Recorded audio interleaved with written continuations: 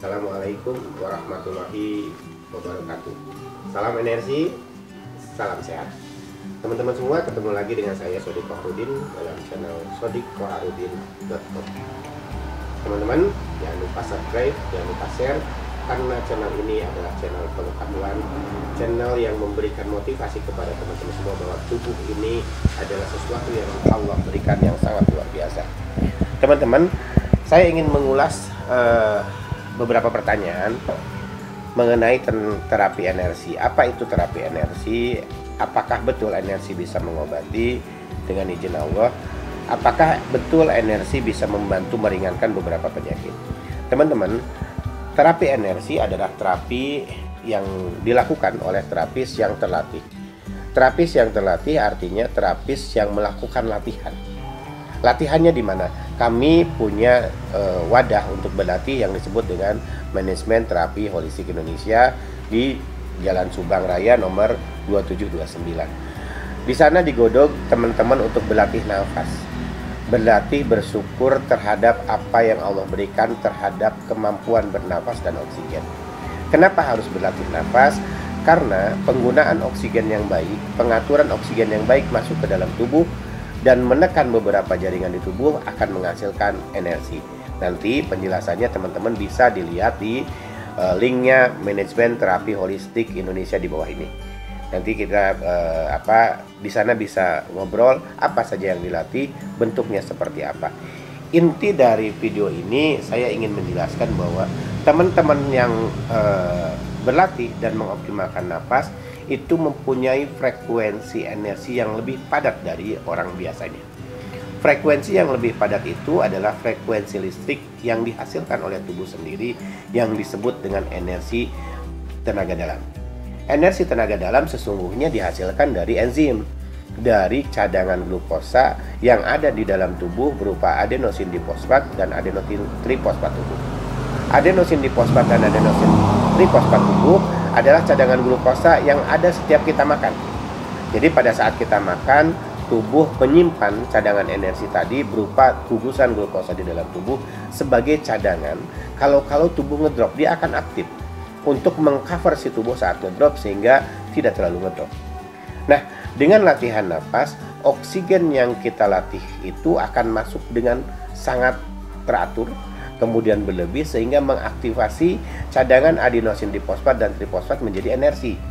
Jadi dalam kata lain, oksigen yang terlatih masuk ke dalam tubuh akan mengoptimalkan glukosa dan tumpukan glukosa yang ada di dalam tubuh, yang ada di dalam sel untuk aktif lebih dulu sebelum tubuh itu ngedrop. Nah, sebelum tubuh itu ngedrop, mereka aktif menjadi cadangan energi. Tersimpan di mana? Berupa listrik yang ada di dalam sel.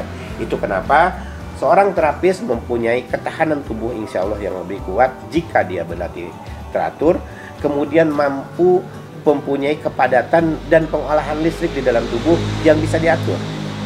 Nah, pengaturan listrik dan kepadatan ini bisa ditransformasi kepada orang lain yang membutuhkan.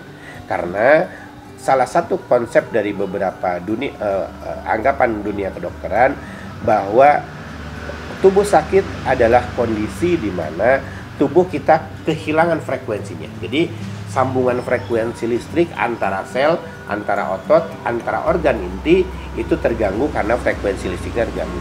Apa sih sebetulnya frekuensi tubuh itu berfungsi sebagai listrik? Frekuensi tubuh adalah sebagai penggerak. Sama fungsinya sebagai air.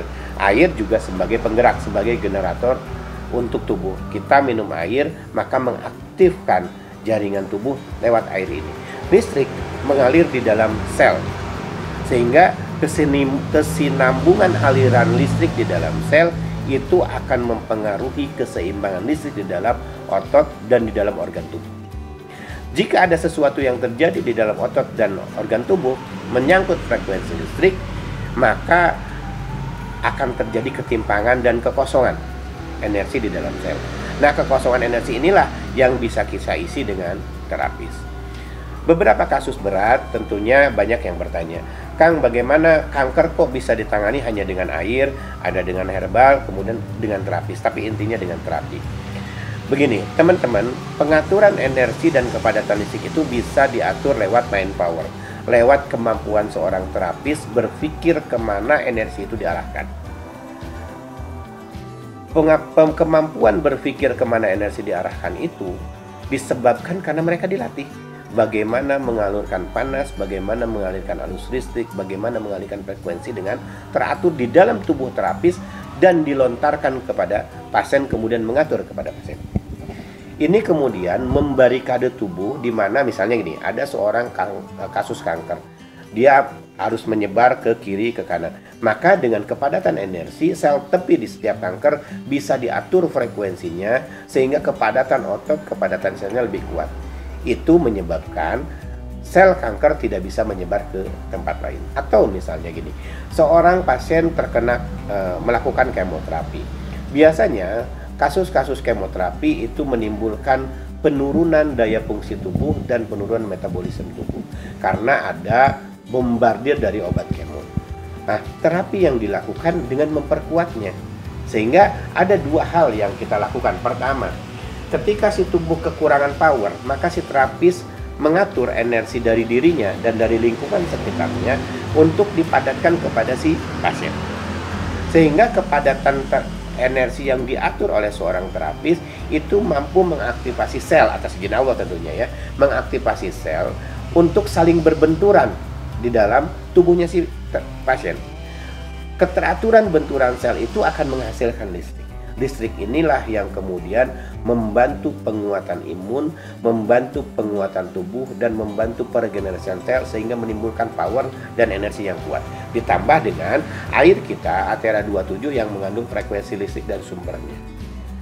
Athera 27 dan terapi jika digabungkan akan menghasilkan dua kekuatan dalam mengolah frekuensi tubuh dan dalam mengolah kekuatan regenerasi tubuh yang lebih mapan.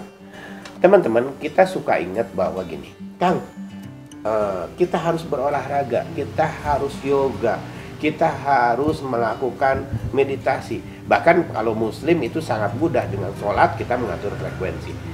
Bagaimana itu hubungannya dengan latihan? Latihan nafas yang dilakukan oleh terapis membantu melatih fokus.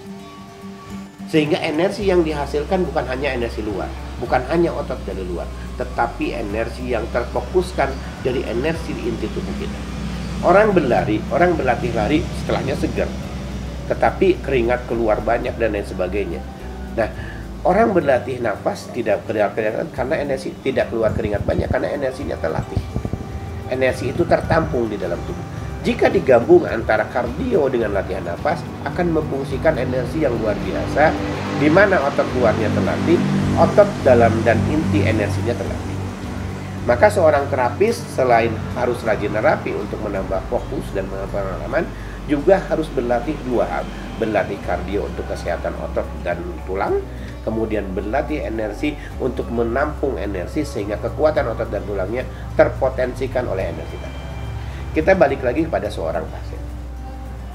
Dengan kemampuan terapis mengontrol, mengatur, dan mengolah frekuensi tubuh, maka si energi yang ditransformasi ke pasien bisa diatur dan bisa dititipkan. Inilah yang membantu peregenerasian sistem energi. Itu teman-teman sekedar penjelasan apakah itu terapi energi. Terapi energi adalah terapi yang memfokuskan terhadap peregenerasian sel, perbaikan sel, dan kemudian penguatan sel, yang dilakukan dengan cara mentransferkan energi, merangsang listrik di dalam tubuh pasien untuk lebih bergerak secara otomatis dan secara teratur. Pergerakan otomatis dan teratur itu dirangsang oleh energi terapis yang lebih padat karena terlatih, yang ditransformasikan kepada si pasien. Jika energi kita teratur, jika energi kita positif, jika energi kita dan frekuensi tubuh kita lebih bagus, maka kecenderungannya kita akan lebih sehat. Maka icon saya selalu salam energi, salam sehat. Energi menghasilkan kesehatan dan kesehatan menghasilkan energi. Teman-teman semoga selalu sehat, terhindar dari COVID, dan menjadikan kita lebih bisa berbakti kepada orang banyak, lebih bisa berbakti kepada orang-orang yang membutuhkan kita, kepada terapis. Selamat berjuang, masih banyak orang-orang yang membutuhkan kita. berjuang kemanusiaan, berjuang membantu orang lain, dan berjuang membahagiakan orang lain, insya Allah sebagai ladang pahala kita di depan Allah Subhanahu wa Ta'ala. Itu teman-teman. Jadi jika ada pertanyaan, apakah terapi energi? Terapi energi adalah terapi regenerasi sel yang melalui bioenergi tubuh. Terima kasih. Salam energi, salam sehat. Assalamualaikum warahmatullahi wabarakatuh.